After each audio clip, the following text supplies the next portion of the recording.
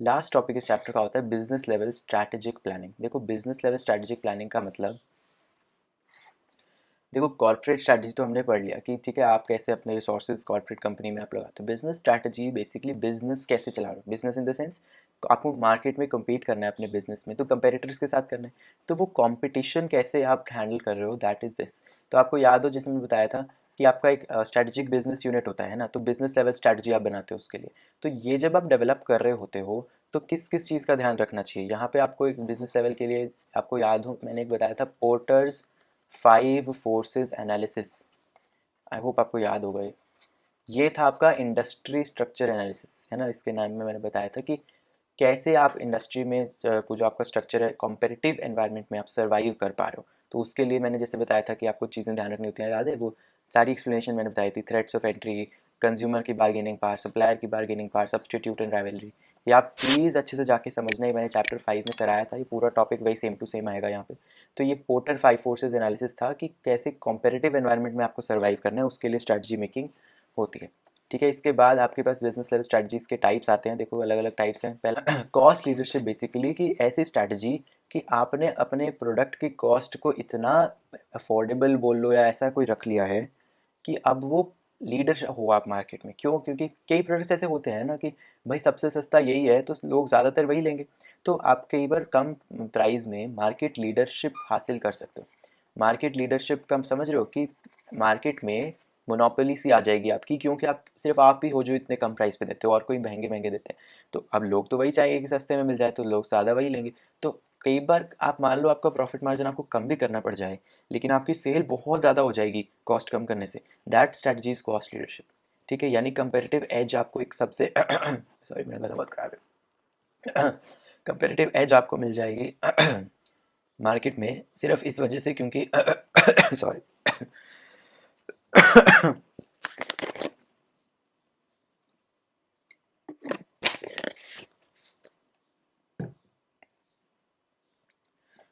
सिर्फ इस वजह से कि वो आपके ओ गॉड, तो आपको एक कंपेरेटिव एज मिलेगी मार्केट में सिर्फ इस वजह से क्योंकि बाकी कंपेरेटर्स उस प्राइस पे नहीं दे रहे जिस पे आप दे रहे हो, और लोग आपका ही प्रोडक्ट फिर चाहेंगे।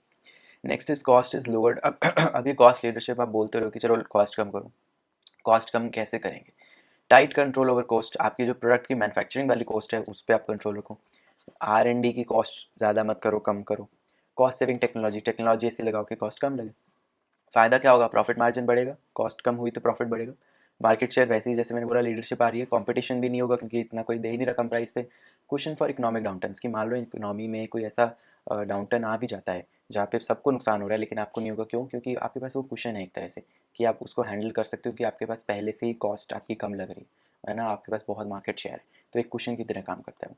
फिर आ जाओ आप डिसएडवांटेजेस। अब देखो जब आप कॉस्ट कम दोगे तो आप ध्यान किस पे दे रहे हो? कॉस्ट कटिंग पे। आप ये नहीं देख रहे कंज्यूमर्स क्या चाहते हैं, उनकी वांट्स को आपने निगलेक्ट कर दिया। देन हो सकता है कॉम्पिटिटर्स आपकी स्ट्रैटेजी को ही कॉपी कर लें कि भाई ये कम प्राइस पे दे रहे हैं, हम भी कम प्राइस पे बना लेंगे। हो सकता है new lost low cost technology will negate the advantage. मान लो कोई नई ऐसी टेक्नोलॉजी आ जाए जो और मतलब कम कॉस्ट पे एक और है, तो कंपेटिटर्स वही ले लेंगे। तो कंपेटिटर्स वही ले लिया तो आपके पास कोई एडवांटेज रहा ही नहीं, है ना, जिसलिए आपने इतनी बुरी मेहनत की। सूटेबिलिटी कहाँ सूटेबल होगा? जहाँ कंज्यूमर्स प्राइस सेंसिटिव हैं, कि भाई आपने प्राइस कम किया कॉस्ट कम कम करके तो वो सारे कंज्यूमर्स आपका लेने लग जाएंगे। मतलब प्राइस सेंसिटिव कंज्यूमर्स वो होते हैं कि जो सिर्फ प्राइस देख के बस ले लेंगे, जिसका कम प्राइस उसकी प्रोडक्ट ले लेंगे।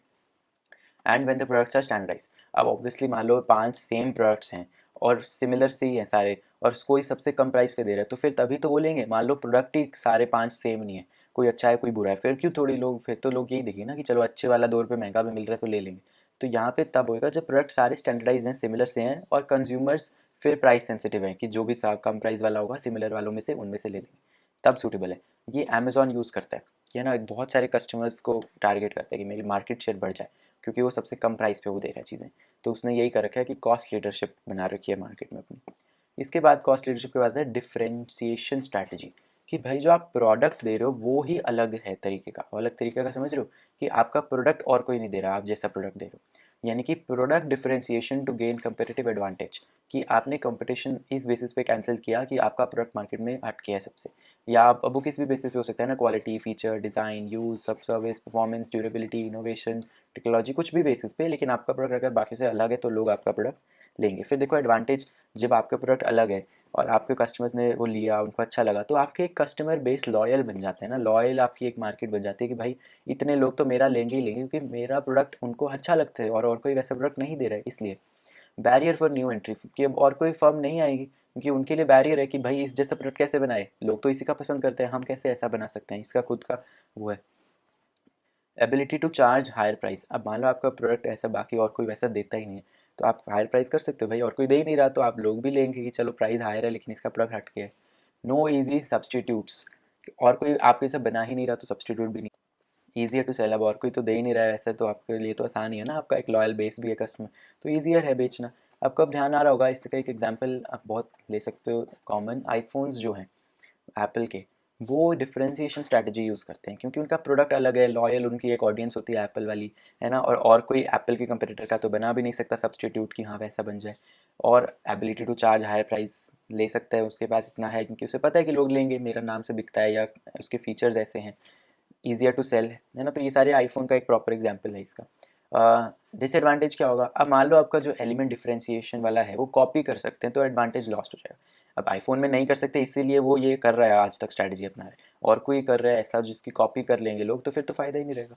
सूटेबल कहाँ होगा, to create a meaningful base for differentiation, कि ऐसा कुछ होना चाहिए प्रॉपर चीज़, जैसे आईफोन्स में कैमरा ऐसी चीज़ है जो कि एक मीनिंगफुल बेस है डिफरेंशिएशन का, कि बाकी का डिफरेंट है कैमरा, आईफोन का डिफरेंट है camera, so that is another thing. Example देखो यही आईफोन्स का है ना, और उसने अपनी लॉयल ऑडियंस बनाई है। के बाद आता है फोकस स्ट्रैटेजी। देखो फोकस स्ट्रैटेजी में क्या होता है, आप किसी एक पर्टिकुलर निश को पकड़ते हो, निश समझते हो, मतलब एक पर्टिकुलर सेट ऑफ प्रोडक्ट हो गया या मार्केट या कंज्यूमर्स, एक पर्टिकुलर उनको आप पकड़ के उनके अकॉर्डिंग अपने मतलब उस पर फोकस करके यू विल देन प्रोसीड, कि आपको लो कॉस्ट रखना है या डिफरेंशिएशन करना है या दोनों करना है, उसके हिसाब से आप देखो। बेसिकली आप एक पर्टिकुलर सेट ऑफ कंज्यूमर्स पे अगर फोकस कर रहे हो, that is focus strategy, that can be either on the basis of वही कॉस्ट लीडरशिप या फिर डिफरेंशिएशन, किसी भी बेसिस पे बस आपने एक पर्टिकुलर सेट ऑफ कंज्यूमर्स या मार्केट पे फोकस करना है। ठीक है, ठीक है, जैसे पहले देखा है फोकस्ड लो कॉस्ट, इसमें एग्जांपल आता है, मान लो आपने एक रोड साइड पे टेक अवे होता है ना, डाइन इन करना है खाना या टेक अवे करना है, तो टेक अवे के लिए बस आपने एक फूड ट्रक जैसा कुछ बना लिया, तो उसमें क्या होता है कि बस जो लोग आ जा रहे होते हैं, बैठना नहीं है, जिनको बस आके खाना लेना है और बस निकलना है, उनके लिए टेक अवे फूड बस या फूड ट्रक जैसा कुछ आपने बनाया है, तो वो फोकस्ड लो कॉस्ट है क्योंकि एक पर्टिकुलर टाइप के लोग, जो मार्केट आपकी है कि जो आने वाले जिनको चाहिए होता है खाना रास्ते में, उनके लिए है बस, और वो आके बैठेंगे नहीं, उनको वैसे भी बैठना नहीं होता, उनको जाना ही होता है, सो उन्हीं के लिए बने, तो प्रोडक्ट एक पर्टिकुलर निश मार्केट के लिए हो गया, so that is focused strategy. And low cost क्योंकि आपने कॉस्ट ज़्यादा नहीं लगाई डाइनिंग एक्सपीरियंस के लिए, क्योंकि आपने बनाया ही उन्हीं के लिए जो डाइनिंग नहीं करना चाहते। सो यहाँ पे क्या होगा कि एक लो प्राइस पे आप निकालते हो फोकसिंग ऑन अ निश मार्केट, तो एडवांटेज तो वही कॉस्ट लीडरशिप वाले, डिसएडवांटेज ये प्रॉफिट कम होगा क्योंकि प्राइस आपने कम रखा है अपने, क्योंकि आपने लो कॉस्ट वाली लीडरशिप रखनी है। देन मान लो कंपटीटर आ गया तो अगेन एडवांटेज खत्म हो जाएगा, ग्रोथ अपॉर्चुनिटी ज़्यादा नहीं, क्योंकि आपने डाइन इन रखा नहीं, तो बस आप क्या ही एक्सपैंड करोगे उसको, जितना है वैसे ही रहेगा। सूटेबिलिटी, जब कंपटीशन कम है या कंपेटिटर्स जो है वो कॉस्ट लीडर्स नहीं है ना आपके पास, फिर वो आप अपॉर्चुनिटी है कि आप कॉस्ट लीडर बन सकते हो। एग्जाम्पल वही टेक अवे फूड ट्रक का। ठीक है, इसके बाद आ गया फोकस्ड डिफरेंशिएशन। यहाँ पे एक एग्जाम्पल आता है रोल्स रॉयस का, जैसे वो कार्स निकालते हैं, एक स्मॉल मार्केट है उनकी, कि जिनको बहुत एक लग्जरी का सिंबल और क्वालिटी चाहिए होती है, उन्हीं के लिए निकालती है, सबके लिए नहीं होता है वो, है ना, तो उन्होंने निकाला ही उसी के लिए, अपने प्रोडक्ट के लिए। अब उनका प्रोडक्ट ही अलग है बेस्ड ऑन क्वालिटी या बोलो लग्जरी स्टेटस सिंबल कुछ भी, उनका प्रोडक्ट बाकी वाले से नहीं कम्पीट कर पाएगा क्योंकि उनका प्रोडक्ट ही डिफरेंट है, तो प्रोडक्ट डिफरेंशिएशन, लेकिन for a particular market, so this becomes focus differentiation. ठीक है, differentiated product but for a particular niche market.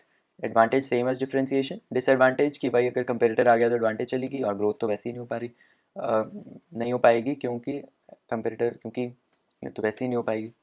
Suitability, suitability ये उनके लिए है जो रेडी है वो ज़्यादा पैसे देने के लिए, अगर प्रोडक्ट उस तरीके का है ना, स्पेसिफिक प्रोडक्ट के लिए। एग्जाम्पल वही रोल्स रॉयस। इसके बाद आ जाओ इंटीग्रेटेड लो कॉस्ट या डिफरेंशिएशन स्ट्रैटेजी। इसमें क्या होता है, देखो इंटीग्रेटेड वाले में आपने दोनों का कॉम्बिनेशन कर दिया, यानी कॉस्ट स्ट्रैटेजी और डिफरेंशिएशन स्ट्रैटेजी के फीचर्स कंबाइंड हो गए, यानी कि आप डिफरेंशिएटेड प्रोडक्ट्स दे रहे हो और लो कॉस्ट पे भी दे रहे हो। ठीक है, इसमें एग्जांपल आता है आइकिया का, आई ई ए, ये बेसिकली फर्नीचर देते हैं बट थोड़ा मार्केट से इनएक्सपेंसिव होता है इनका प्राइस, तो ये एक पर्टिकुलर प्रोडक्ट का टाइप भी इनका अलग हो गया, क्योंकि ऐसा कोई नहीं देता कि उस प्राइस पे वैसा कोई दे रहा हो। तो वो डिफरेंशिएशन भी आ गया और लो कॉस्ट भी आ गया। तो मतलब इनका एक अलग पूरा वो होता है कि अलग टाइप के फर्नीचर होते हैं, बट वो इनएक्सपेंसिव होते हैं। तो यहाँ पे देखो एडवांटेज वही कस्टमर लॉयल्टी, क्योंकि आप एक अलग टाइप का प्रोडक्ट दे रहे हो तो लॉयल्टी कस्टमर जैसे डिफरेंशिएशन में था एक एडवांटेज। एग्जाम्पल आइकिया का। लिमिटेशन ये कि एक कॉम्प्रोमाइज़ आप करते ही हो, कि पीटर ड्रकर ने भी ये बोला था कि ये जो इंटीग्रेटेड वाली अप्रोच यूज़ करते हैं ये स्टक इन द मिडल होते हैं, मतलब कि ना ये प्रोडक्ट अलग वाली सारी एडवांटेजेस ले पाते हैं ना ये प्रोडक्ट अलग वाली सारी डिसएडवांटेजेस ले पाते हैं, ना ये लो कॉस्ट वाली सारी डिसएडवांटेज ले पाते हैं, तो मिडिल में रह जाते हैं। इसके बाद आता है चॉइस ऑफ स्ट्रैटेजी, कि भैया इतनी सारी स्ट्रैटेजी बता दी, चॉइस कैसे करें। तो वही चीज़, एनवायरनमेंट को देखो, आप अपने खुद की कॉम्पिटेंसी को देखो, आप क्या अच्छे से कर सकते हो, और आपकी मार्केट यानी आपकी ऑडियंस किसके लिए आप बना रहे हो, टारगेट ऑडियंस, उसके हिसाब से बनाओ। बेस्ड ऑन दिस आप अपना वैल्यू डिसिप्लिन चूज़ करो कि आपको क्या लगता है, आप कॉस्ट में ज़्यादा एक्सेल कर सकते हो कि आप कम कॉस्ट पे बना सकते हो या नहीं, या आप डिफ्रेंसिएशन में एक्सेल कर सकते हो कि हाँ मैं बिल्कुल अलग तरीके का प्रोडक्ट बना सकता हूँ। सो दोनों में से आप सोचो कि आप किस में बेटर हो, एंड उसके हिसाब से आप अप्रोप्रिएट स्ट्रैटेजी बनाओ। So this is the chapter strategy planning. I hope आपको समझ में आया होगा। आई थिंक इसके बाद तो कुछ है नहीं। This is next chapter environmental analysis, ये नेक्स्ट में करते हैं। ठीक है, तब तक की बाय बाय।